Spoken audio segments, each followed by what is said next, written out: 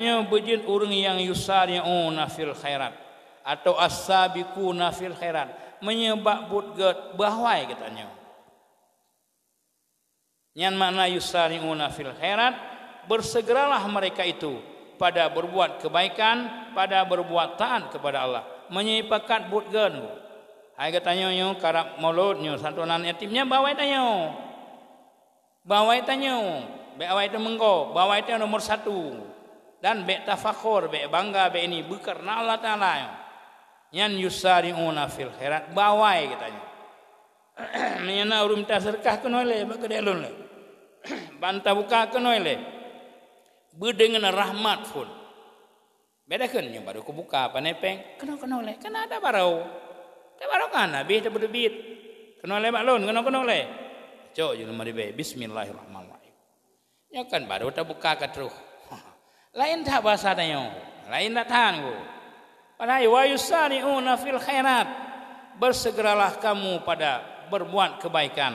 Yang kebaikan infak fi sabilil khair. Mereka semua itu. Ya, nyo lagi nyo maknai. Dia urang jak oblang, ya, na urang yang minta sedekah ke masjid, ke daya, heuy le. Oh, kenoi le, jak bagok, kenoi le baklun, kenoi le. Bobek tepat be manan. Alhamdulillah sabuh kaleng. Di akhirnya kalau habis takoh mandum alhamdulillah kalinya ulun mentu mengkubah.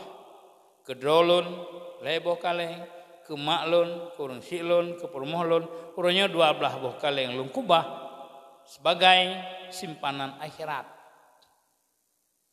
Sedikit sekali orang yang mengerti demikian. Kalilan sedikit sekali. Ya nakiban hanapoy kedih kaja hanapoy. Bemenan yusari'una fil khairat. Yang takubah kedro teh. Bak lahir kami memang tajuk keji secara batin kedro teh berdoa malaikat. Ban tajuk sabuh kaleng berdoa malaikat. Tajuk 5.000 berdoa malaikat. Tajuk 10.000 berdoa malaikat putra doa. Allahumma a'ti mumfikan khalafan. Ya Allah neberi ke urang yang dermawannya dengan tolain ya Allah. Allahumma a'ti mumfikan khalafan. Ya Allah neberi ke urang dermawannya dengan tolain ya Allah. Doa malaikat hana ragun terima oleh Allah. Yang ke urang dermawan semakin tahun semakin banyak, semakin tahun semakin banyak. Di urang yang krit lagi haba bonosit. Doa malaikat. Allahumma a'ti mumsikan talifan. Ya Allah neberi ke urang yang kritnya begaduh. Handa depu doa malaikatnya kagem laki begada kejik kriit de Allahumma a'ti mumsikan talifan. Ya Allah nabi kurang yang kriitnya begada harta ji. Kadanya 2 macam, jit hana berkat, jit memang gada harta ji. Tiap tahun hana mendapat kemenangan ji. Waktu tadi kebakan mandum itulak, mandu itulak.